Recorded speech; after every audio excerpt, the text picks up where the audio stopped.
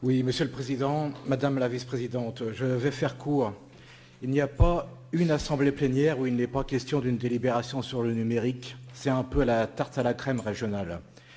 Dans celle-ci, comme dans les autres, même s'il y a quelques dispositifs intéressants à mettre au crédit des personnes de la région, on retrouve l'éternelle confusion entre numérique et Internet et une autre confusion implicite entre Internet et Web. Preuve s'il en est que même au sommet de la région, la culture numérique n'est pas au top. Deux remarques. L'existence des tiers-lieux numériques ou d'espaces publics numériques favorisera peut-être l'accès aux ressources si ces espaces publics sont situés dans les endroits les plus problématiques, c'est-à-dire principalement en zone rurale.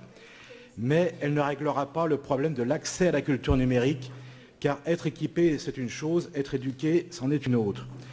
Cette culture devrait s'acquérir dès le collège et se poursuivre au lycée. Or, aujourd'hui encore, la culture numérique au collège est faite en cours de technologie par des enseignants qui sont encore trop peu nombreux à être réellement formés eux-mêmes, et celle-ci n'est que peu poursuivie au lycée. Je vous laisse imaginer ce que cela donne à l'entrée à l'université. Deuxième remarque, comme je le dis plus haut, l'essentiel de ces tiers-lieux et espaces publics devrait être en zone rurale. Dans les grandes agglomérations, ce genre de structure existe déjà sous d'autres appellations, Fab Lab, ateliers do-it-yourself ou grenier numérique, etc. et sont portés par les chambres de commerce, les universités, certains EPLE. Nous avons bien remarqué, et nous en prenons acte, que le niveau de financement pris en charge par la région serait supérieur, 50% au lieu de 25%, dans les zones encore vierges de ce type de structure.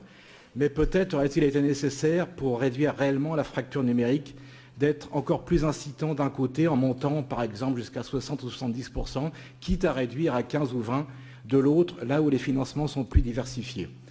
Bon, cela dit, comme on ne peut pas être contre une tarte à la crème et que c'est un projet qui ne mange pas de pain, mais seulement de l'argent public, entre guillemets, pour un résultat hasardeux, nous nous abstiendrons sur cette délibération.